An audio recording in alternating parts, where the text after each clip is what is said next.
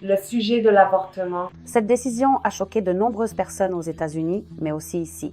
Il y a quelques jours, la Cour suprême des États-Unis a annulé un droit qui s'appliquait à toutes les femmes là-bas. Elles n'ont plus le droit d'avorter de manière générale.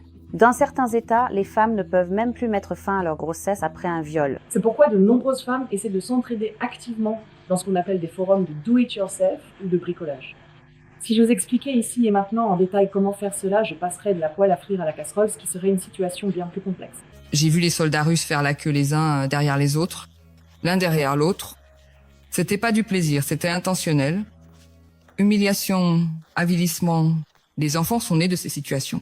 Ces enfants n'ont jamais été respectés, ou bien ils ont été cachés, ou par exemple à Königsberg, ils ont été abandonnés. Qui voudrait, en tant que femme, donner naissance à un enfant après avoir été abusé par des dizaines de soldats? C'est le président Trump lui-même qui a triomphé après le verdict.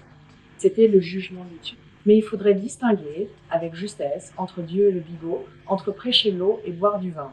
Peut-être existe-t-il même une différence entre le Jésus américain et le Jésus européen. Car nous savons très bien ce que notre Jésus aurait fait du Jésus américain après le verdict aux États-Unis. Il aurait pris un fouet et il aurait frappé en pleine figure. C'est précisément ce qu'il aurait fait, sans aucun doute. Espèce de sale conne.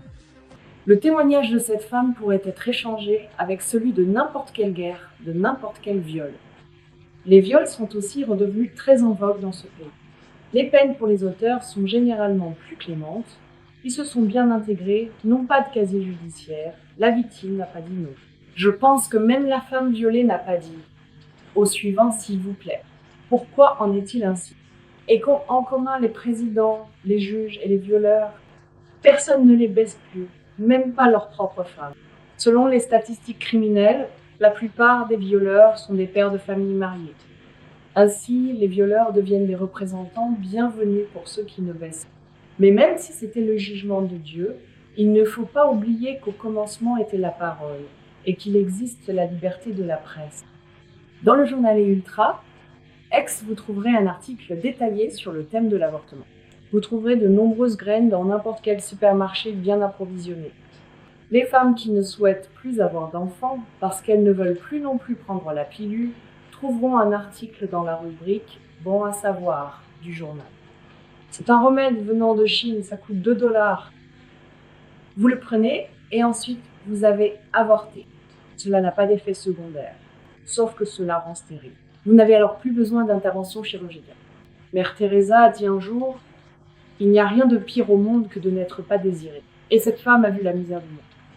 Au lieu de faciliter la tâche aux femmes pour se débarrasser d'une grossesse non désirée, on remet en état des prisons comme Alcatraz, car il faut bien envoyer quelque part les personnes non désirées. Même dans les États islamiques, du Maroc à l'Égypte, il existe des cliniques d'avortement. Probablement parce que là, basse, la dignité et l'honneur signifient encore quelque chose. L'expérience dite de la reine Victoria concernant les nourrissons n'est pas une expérience historiquement attestée qui serait directement liée à la reine Victoria elle-même.